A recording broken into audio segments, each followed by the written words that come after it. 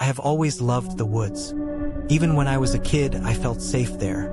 Safer than I did anywhere else. The tall trees felt like walls that kept the rest of the world away.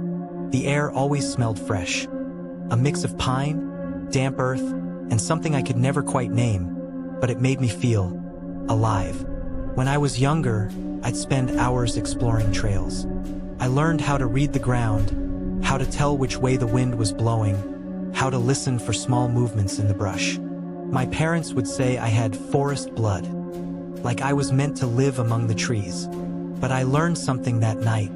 The forest is not always your friend. That day had started like any other hike.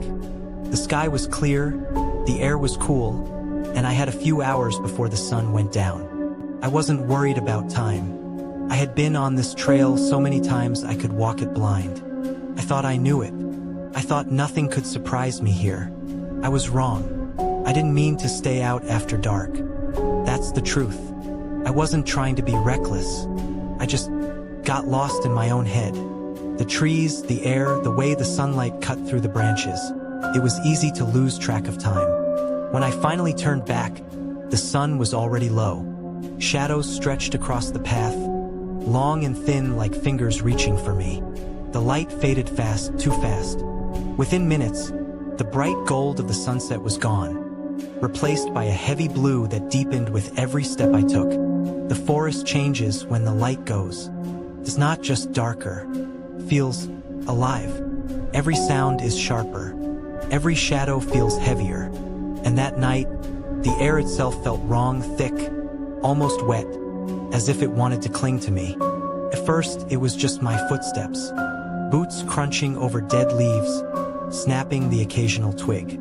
The soft, rhythmic sound of movement through the dirt path. The occasional creak of the wind pushing through the branches. But then, there was another sound. It was faint at first, too faint to be sure, like my brain didn't know whether to believe it. A second set of footsteps. I told myself it was nothing. The woods can trick you. Sounds bounce strangely. An animal could sound like a person if you aren't paying attention. But the more I listened, the more certain I became. These steps matched mine. Not ahead, not beside me, behind me. I slowed my pace. The sound behind me slowed too. I stopped walking. The sound stopped.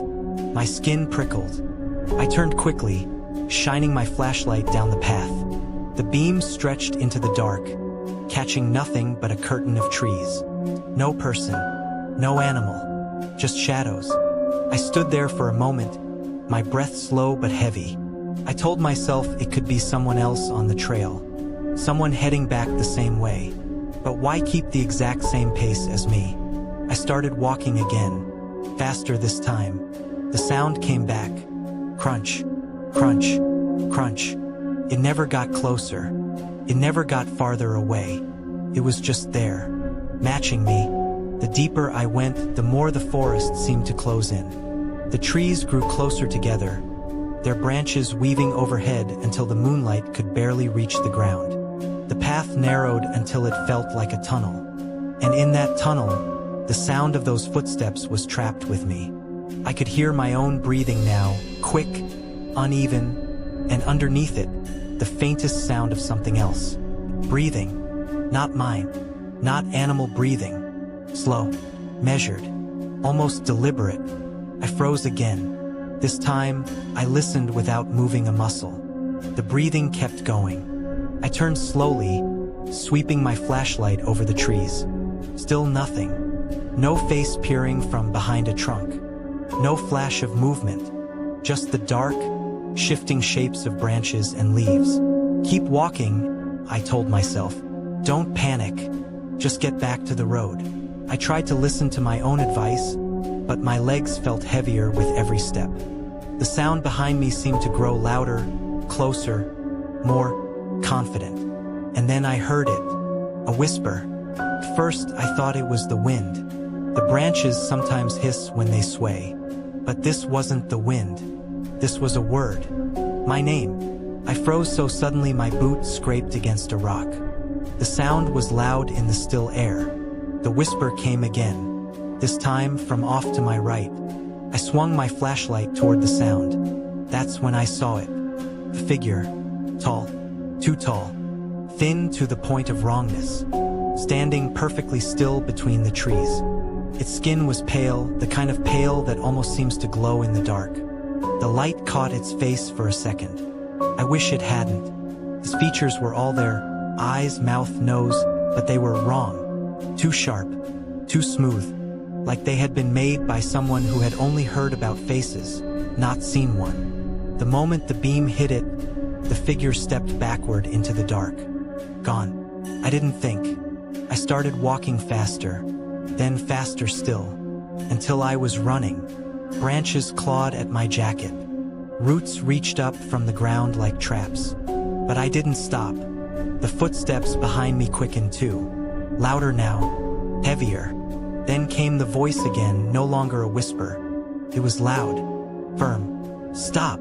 I don't know why, but my body listened. Not because I wanted to, but because I couldn't help it. Every muscle in my body locked. My legs wouldn't move. My arms hung useless at my sides. The footsteps slowed. One by one. Coming closer. I could feel it now, not just hear it. The air behind me felt colder. My breath came out in quick clouds. And then a hand. It rested on my shoulder. Cold. Wet. The fingers were too long, curling slightly around my collarbone. A voice whispered, right in my ear, "You shouldn't have come here." I forced myself to turn. Felt like pushing through heavy water.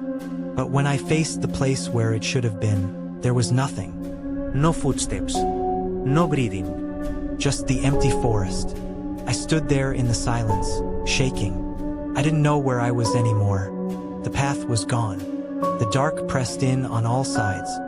And somewhere in that darkness, I knew it was still there. Watching. Waiting.